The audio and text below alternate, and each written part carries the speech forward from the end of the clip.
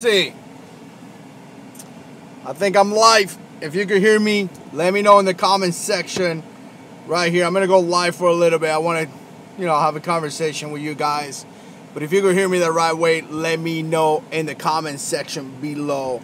I need to get a better frame. Maybe right there. Nope. Yeah, right there. I think so. I don't know. What do you guys think? But anyways, if you can see me in the comment, put a comment below and let me know. Josh Shen is it cheaper? I don't know.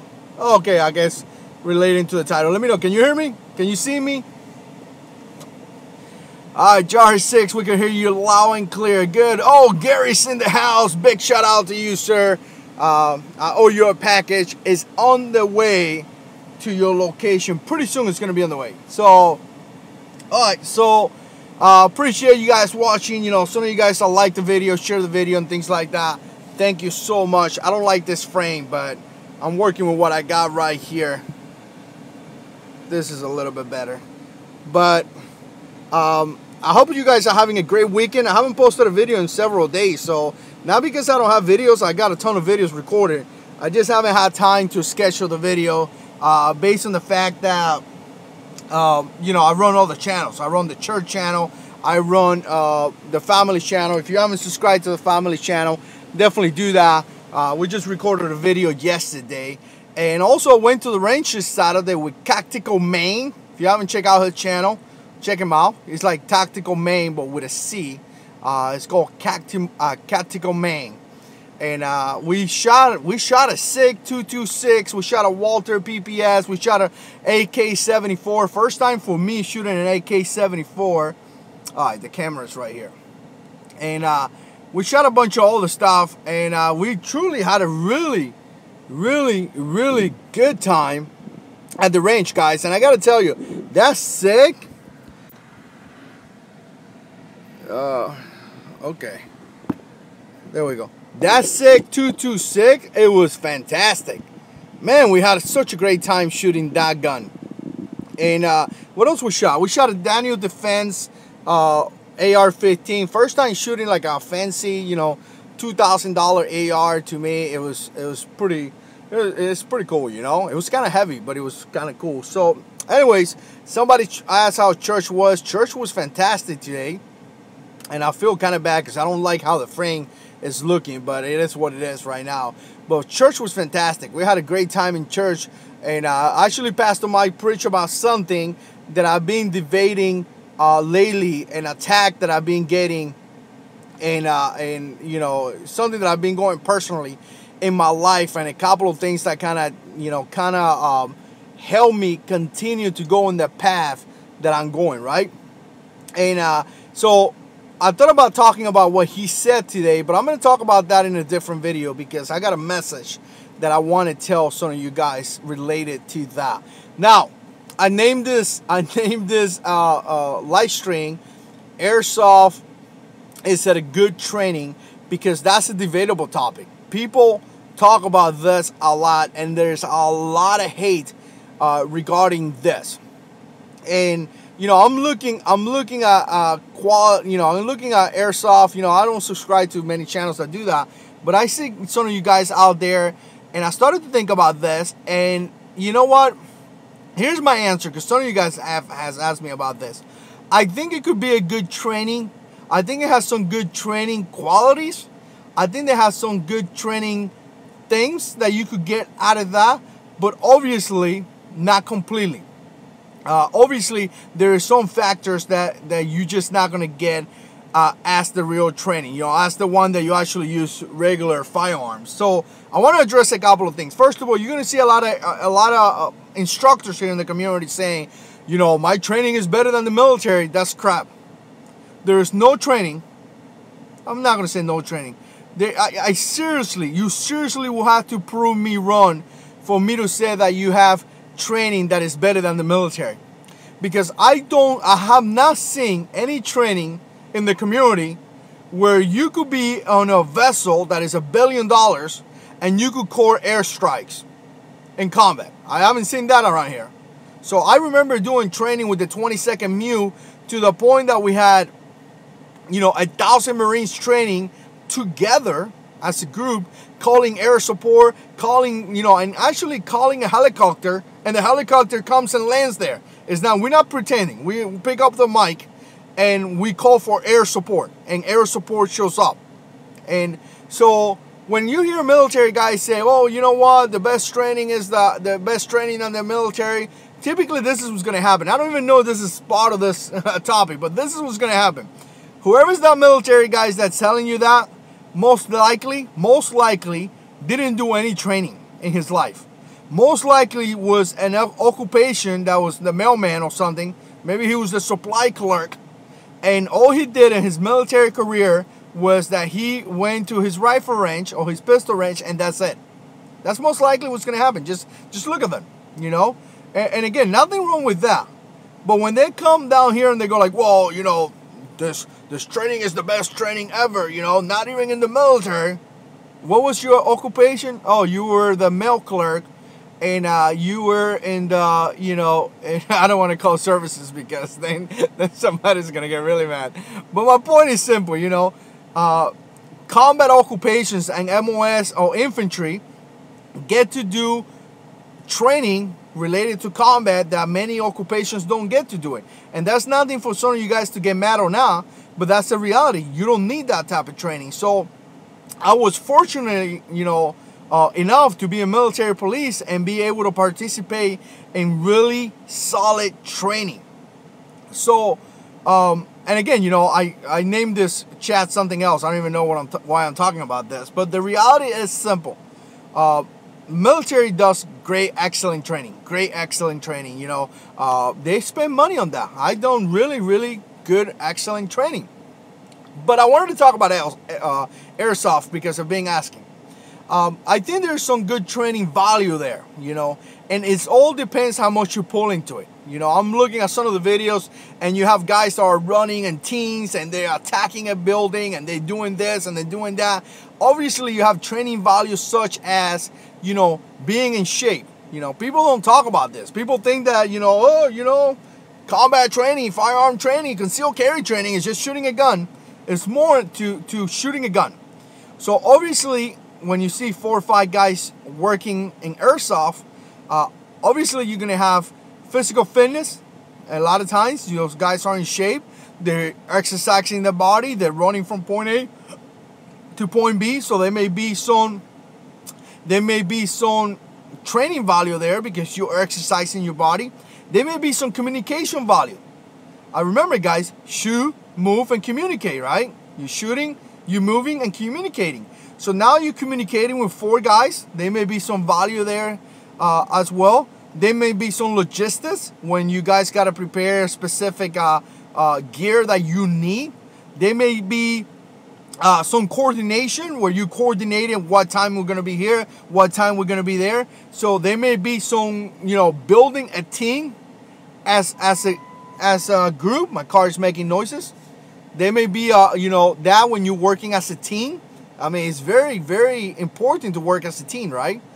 So there may be a lot of training value. There may be things like I'm inspecting my gear, making sure my gear is ready to go. Some guys may say, no, you know what, that's not training. But I tell you what, we used to clean weapons every single day, pretty much. We clean. You learn how to clean your rifle so much that you will learn how to put that rifle apart so quick. So there may be some gear, taking care of your gear, some accountability training that you conduct. Now you really know what gear you have, right? I tell you what, when I left, every time as a vehicle commander, every time I took off in a mission, I asked my team, you up? And when they say you up, I'm up. That means that they had the rifle. That means they had everything they came with. That means they had an MVG, night vision equipment. You can't lose that stuff, guys. So there may be some accountability training that you do. So it's definitely a lot of training. Now, here's another thing that some people may say. There may be some strategy issues as well, or training value as well. Now, gotta be really careful how you think about this. Very, very careful, because here's the reality. when you come to strategies, when you come to techniques, when you come to doing things, you truly need a qualified instructor to teach you how to do it. Let me see if this is better. This is better? Yeah. You truly need a qualified instructor to teach you how to do it. So again, if you're teaching yourself how to shoot, move, and communicate, may not be a good idea, guys. You really want to have an instructor. So I'm going to put this out there before I continue. There's nothing you're going to do that is going to replace an instructor. That's it. If you think you're going to go around this because you don't want to pay money, you don't want to pay this, you don't want to pay that, you don't want to go here, you don't want to take your days off, there's nothing you can do that is going to replace an instructor. An instructor is a person that hopefully is qualified, right? Not some of these ninjas that we have here in the community. But an instructor is the person that is qualified on that class, right? On those tactics and those procedures. Again, you know, if I want to learn how to attack a building, I want to learn from somebody that knows how to attack a building.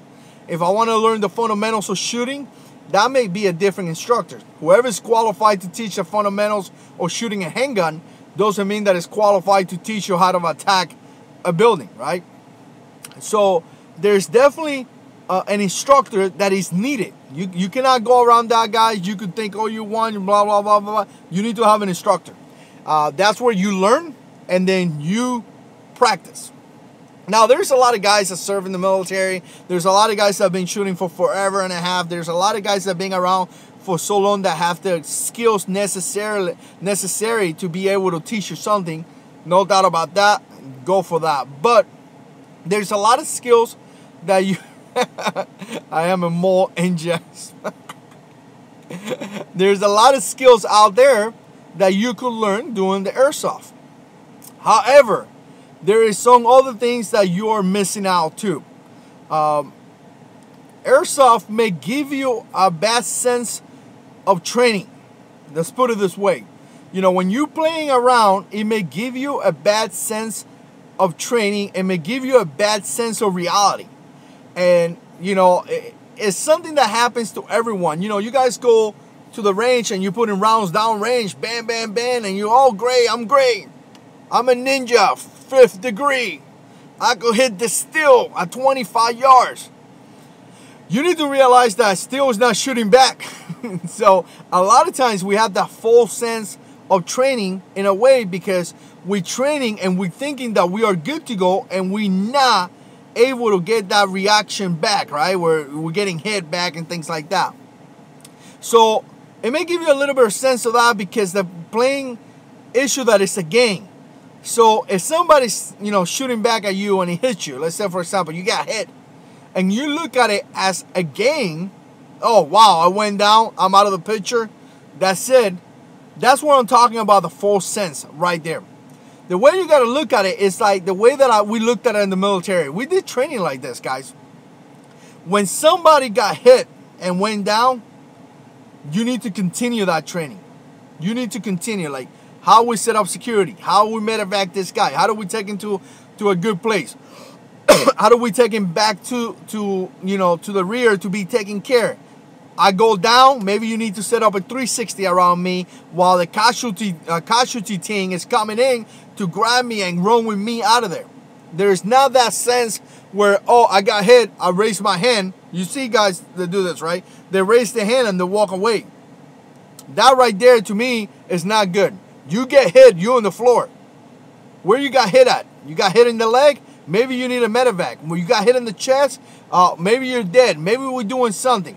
No matter if you got, wherever you got hit, we're going to go there and assess the situation, right? So if I go down, there should be a team that comes down, set up a 360 around me, provide some suppressed fire while the corpsman or a Marine that is, or a military guy or whatever, a team member, could provide your basic combat life saving procedures. So a lot of times that's when you break the good training. You know, it could have been a good training. It could have been a really good training. It could have been something that would have worked out just fine. However, when you raise your hand and you walk away, you took away from the training, because in combat, you don't raise your hand and walk away. In combat, you go down and you're done. You know what I mean? That's it. People are going to come and rescue you, or people are going to come and do something with you. So, interesting question, because a lot of you guys are going to be like, no, yes, no. There's a lot of debates about this. There's a lot of arguing about this. But me personally, I do see some advantages of Airsoft. Like I say, communication, physical fitness, accountability, being able to exercise, being able to apply some of the fundamentals. Some of these rifles nowadays, guys, are so advanced that they're pretty similar. Not as good, obviously, not as good, but very, very similar to a regular rifle. And some of you guys are going to say, well, you know what, nothing like a regular rifle. Well, check this out, guys. When you do some of that blue force and force training, and then modify the rifles, a lot of times AR-15, you got to take the uppers out, or the pistols, you got to take the slide off, and you put a different slide. So that modifies the weapon. A lot of times the weapon the firearm lose that complete way that it's supposed to be. So you modifying your firearm anyway. So, yeah, I think there could be some good training value out of Airsoft. Reality, I think there could be. However, you got to be really careful. Got to be really careful, because it could go from being pretty good training value to be like trash very, very quick. And again, I'm going to say it again, you don't train each other. You really need a qualifying instructor that is going to help you out to teach you strategies and things like that. Now, here's another one. I did a lot of training, force and force, a lot of training, fully gear on, and all that stuff. I did. Some of you guys are putting comments there. It's like, oh well, if you use it as a game. Well, again, we go back to like raising your hand and walking away, right? If you look at it as a game, it's a game. If you look at it as a training issue or a training factor, it's a training factor. Obviously, you're going to use a different firearm. You're not using a real gun. Got it?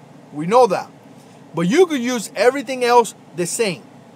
You could use a regular vest. You could use a regular helmet. Or you could use your regular gear. Some of this Airsoft gear is fantastic. Some of this Airsoft gear is good quality. Some of you guys use it all the time.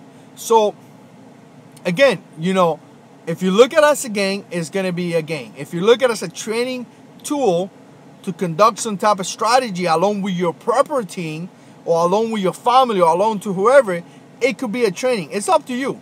You got to make that decision, I think I've been rambling here for 17 minutes. So I hope everybody's doing good. I hope everybody's having a great weekend. Church was fantastic today. Coke Zero right here. I love Coke Zero. I got to get away from this thing. This is trash.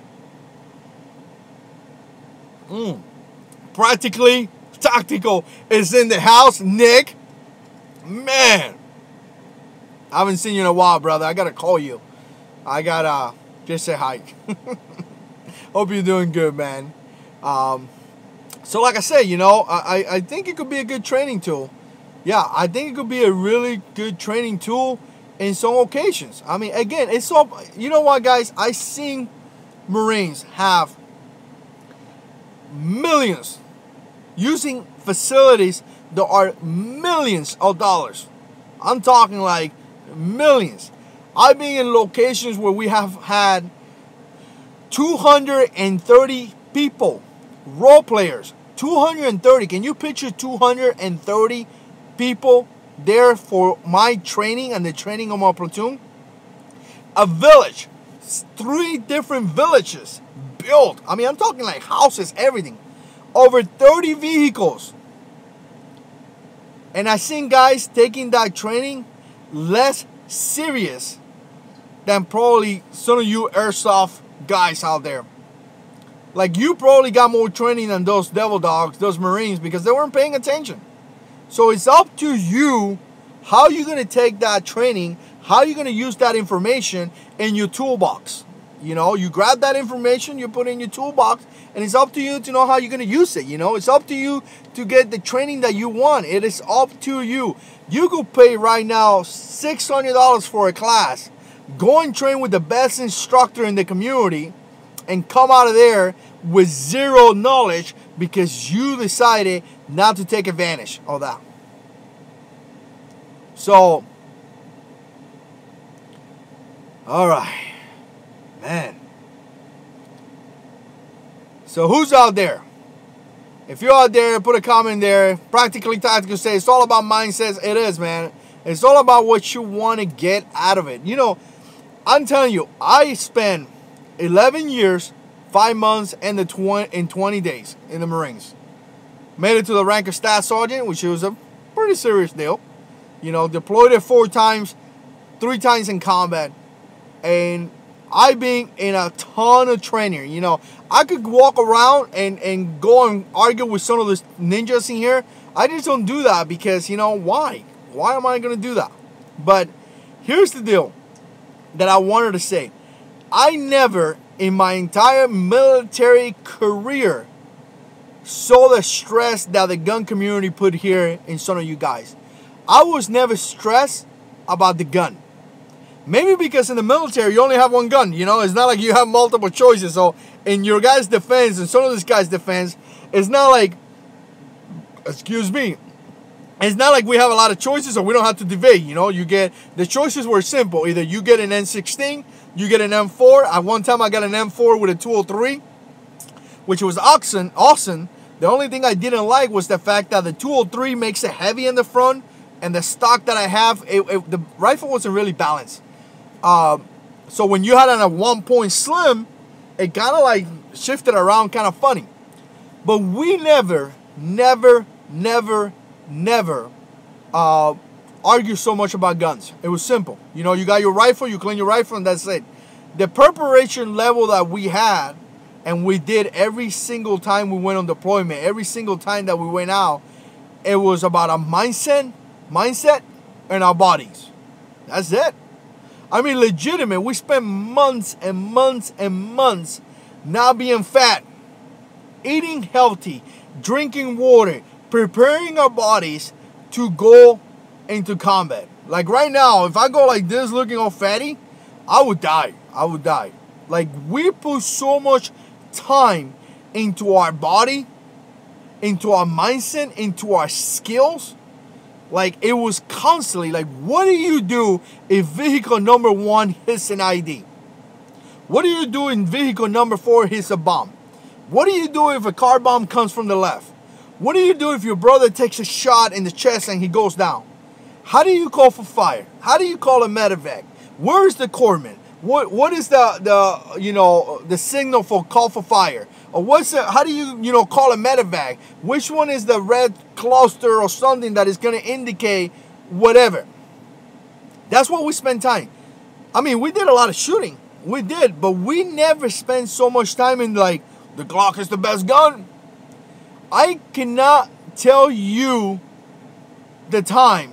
I cannot tell, in 11 and a half years, I don't remember ever having a discussion that the Beretta was going to get me killed because it had a safety.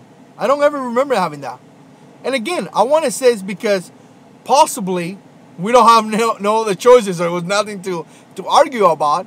But we trained so much on taking off that safety and engaging the enemy that to us it was like secondhand. But in here, you always see the guys arguing about the wrong things. Like, truly about the wrong things.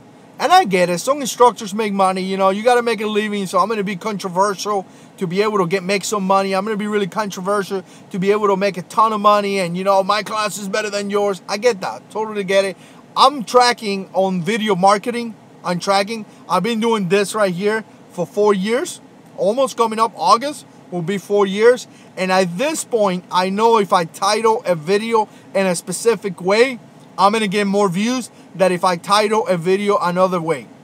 I know that. Video marketer is yeah. People here would do it all the time. You guys don't even notice when people are trying to sell you things and, you know, I buy this. And next thing you know, they made a ton of money out of you. You didn't even notice. So I totally get that. I'm tracking with that. But we never spent so much time in that. That was nonsense. Nonsense. You know? That's Nick. I mean, nonsense, dude. You guys, you know. Oh look, I'm like making a video. I'm Brad from Full Spectrum Survivors texting me. Now that's a good channel. That's a good channel. Go and check out Brad from Full Spectrum Survival. That's the kind of guy right there that Google almost stopped completely. Tactical Man is in the house. Go and subscribe to him. He's in the comment. Click on his name right now. Stop, put the video on pause. Click on his name and subscribe to his channel. We just did a bunch of shooting on Thursday. I was saying that at the beginning of the video. And man, he has a Daniel Defense rifle. That is by far, I'm not used to like good guns. I'm used to like the crappy guns. That is the best trigger that I'm telling you. I usually like touch the trigger and the gun was shooting. I mean, that was a light trigger, but it's a precision rifle. So, you know, for guys that shoot those type of rifles are really experienced, typically, or should be experienced guys, so they should be doing good with those type of rifle. But man, what a beautiful rifle. It made my AR look like a poor man's AR.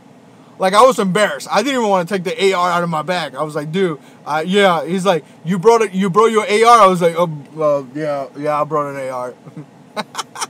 No, I'm kidding. Awesome dude, man.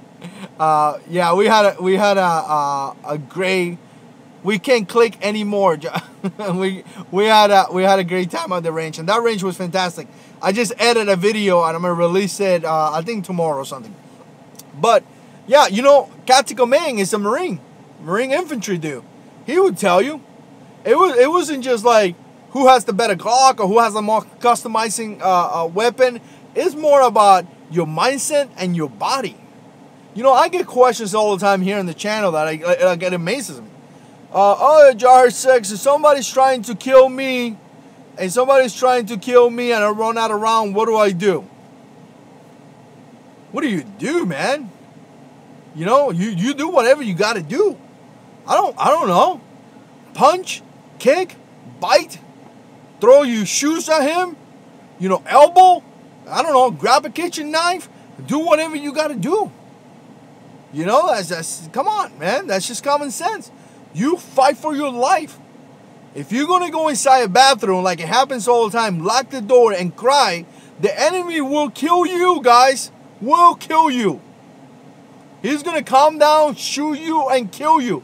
You fight back. You know, he may take you out. No questions about it. He may kill you. But you fight back. You know, and I'm telling you, I'm not talking out of, you know, like movies or anything. I've been in some crazy situations. I've been in situations where I thought I wasn't going to make it. I thank the good Lord that I'm here right now talking to you guys. Like, I really do. And I don't say these things to get any glory for myself. I don't say these things to like do any. I just say these things because it's the reality. It's what I have experienced in my life.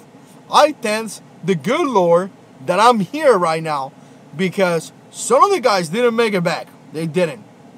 And, you know, I was fortunate enough and blessed enough in some kind of way to come back. I know why I came back. I came back to be safe and now believe in, you know, Jesus Christ. And now, you know, it is what it is. Tell us some war stories. I got to be in the mood for that one, man. I do. I have said, I have told some stories in the past. The reality is that you may spend your entire life out there, or your entire 20 years in the military, and maybe never see combat, or maybe see combat one time. You know? That's just how it is. You know, I saw combat a few times, and it wasn't pretty. You know, it wasn't really pretty. It wasn't a pretty thing, you know. It takes a lot on you. So, okay, so somebody said, Tactical Man, I'm doing the same thing you're doing with the finger, man. I should have listened to my own advice when I said get the laptop. But anyways, I'm not in my house, so I'm just in the car. But it says, how does one ultimately be prepared for any or every situation? You will never be prepared for you ultimately be prepared for anything. Tell me about it. How are you going to prepare? You know, people say, well, you can carry a Glock 42. You got to carry a Glock 19. Okay. Carry a Glock 19. How do you prepare with a guy with an AK-47? Now you carry a AK-47. How do you prepare for a mass terrorist attack when people are, you know, we could what if. This is the what if game. You know, we could what if this all day long. You will never be prepared for everything. It's never going to happen. Let it go. Bang, done. You know, me personally, I have other preparations. Some of you guys agree with me. Some of you guys don't agree with me. We live in a free country. You can believe whatever you want. But ultimately, I'm prepared because I believe in my Lord Jesus Christ. And if I die, I know where I'm going. So to me, that's my ultimate preparation. All right? So, but when it comes down to this preparing and things, it's never going to happen. Look at I'll give you an example. Man, I had a good point. It's just never going to happen. Oh, here we go. Look at Marines. What do they teach you in the Marine Corps? Adapt and overcome. Adapt to a situation and try to overcome that situation. So it's never about being ultimately prepared.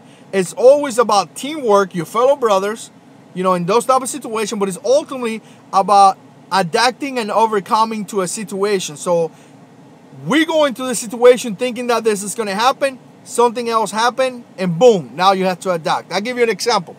How do you prepare? How do you prepare? How do you prepare to deal with a car bomb? Seriously, how do you prepare for that? You know, December 22, 2004, we hit a car bomb. Like 2 trucks in front of me. 2, 3 trucks, 1 truck, I don't know, right in front of me. How do you prepare for that? You know, 10 minutes before, we're playing cards. You know, we're playing space. 10 minutes later, we're dealing with 7 Marines burned alive inside a vehicle. How do you physically, mentally prepare for that? You can't. That preparation is not there. You just adapt to the situation and you try to overcome it as much as you can. But again, you know, overcoming a situation too is not overcome the situation about in a day or whatever, you know. Overcoming the situation may take years.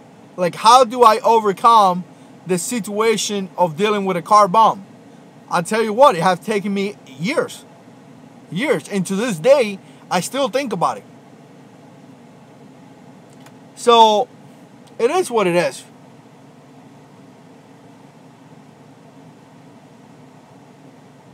So, you play a lot of... Gregory say, we play a lot of space. Oh, yeah, man. Of course we play space, man. What kind of Marine would not know how to play space? Play space, Little Mo, all that stuff, man.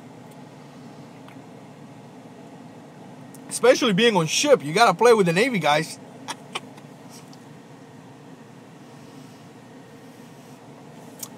Hi. Got to go, man. All right, let me look at some of the comments out there. I appreciate you guys supporting. Some of you guys are awesome. I love this community. I saw a guy the other day that was talking about, he was talking about disabling the comments, the green light shooting. Green light shooting. Some of you guys probably subscribe to him. The dude is fantastic. He makes excellent videos. And I put a comment there and said, hey, man, don't disable the comments. He's been getting a lot of heat for some of the trolls. I said, bro, don't disable the comment. You put out great comments. I mean, you put out great videos, and some of the community is great. Just ignore the trolls. And I don't remember if he answered the comment. He always answers to me.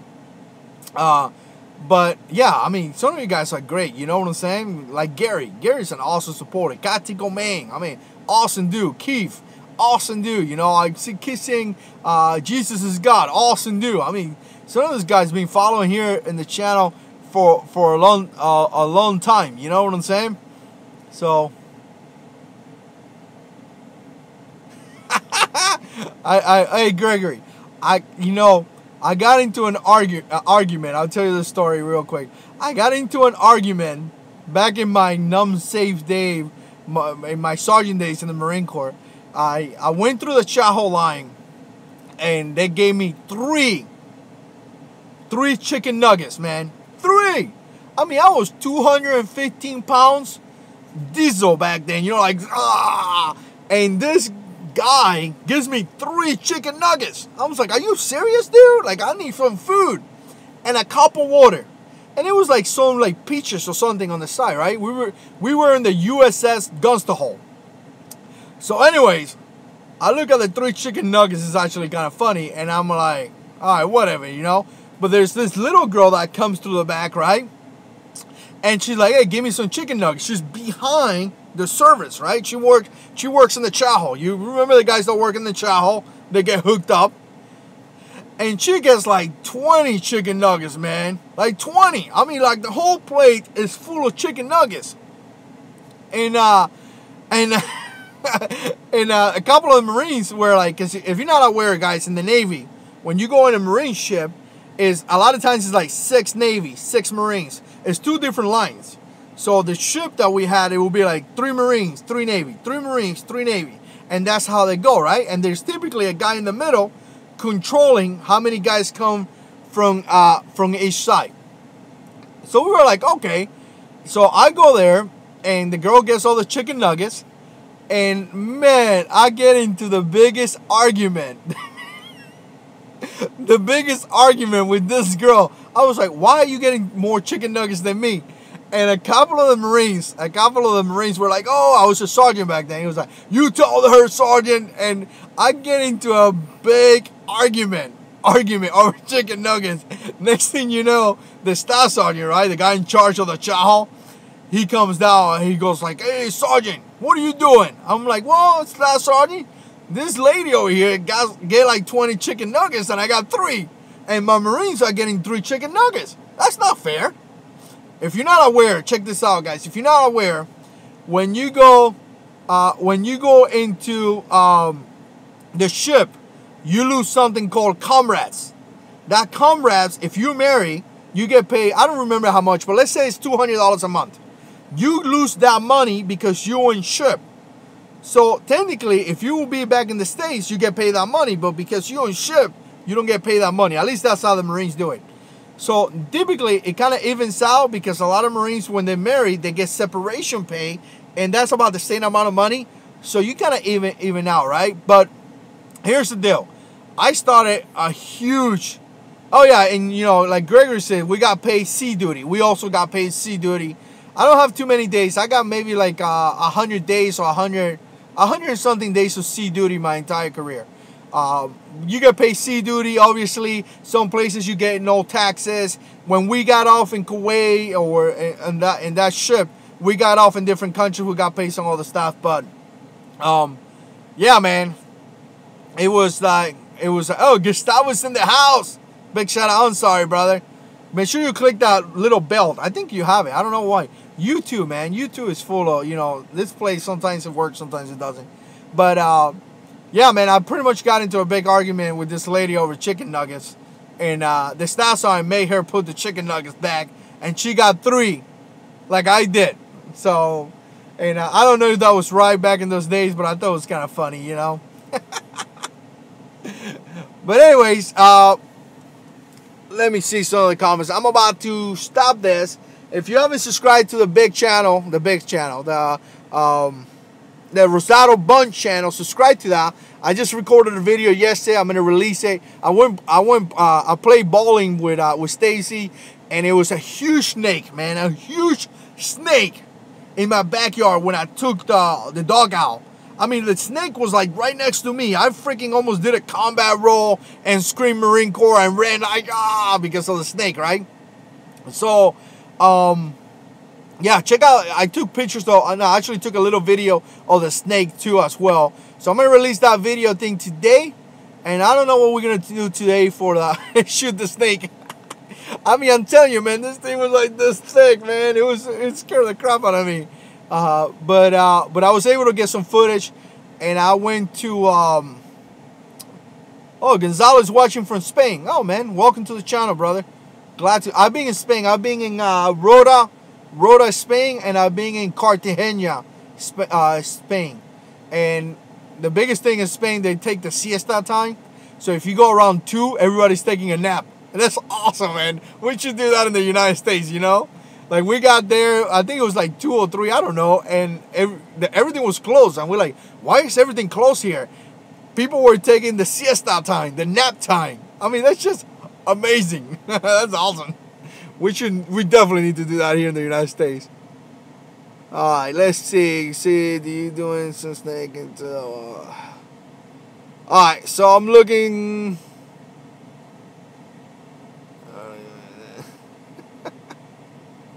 Alright, so anyways, 40 minutes here. Like this type of videos if you like it. Let me know what you guys think. I think I'm going to release a video today at 7.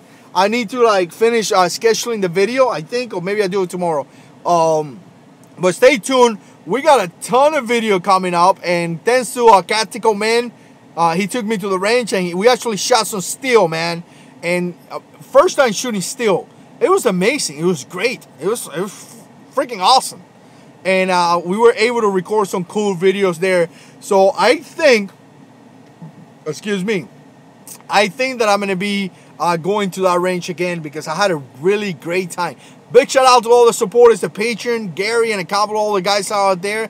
I appreciate this month's support. If you don't know, some of these guys actually help me with money. And they donate a couple of bucks a month to the channel. And I put a lot of stuff on Patreon. I put like pictures.